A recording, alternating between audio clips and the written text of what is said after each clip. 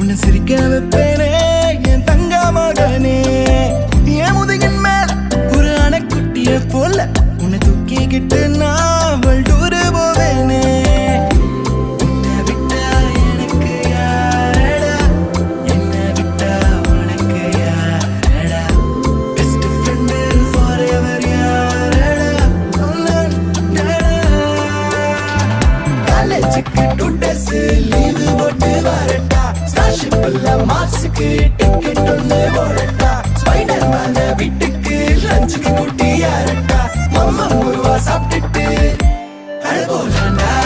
ആദിത്യമോനും അതിഥിമോളും തൃശ്ശൂർ ട്രെയിനിൽ പോയി, തൃശ്ശൂർ ട്രെയിനിൽ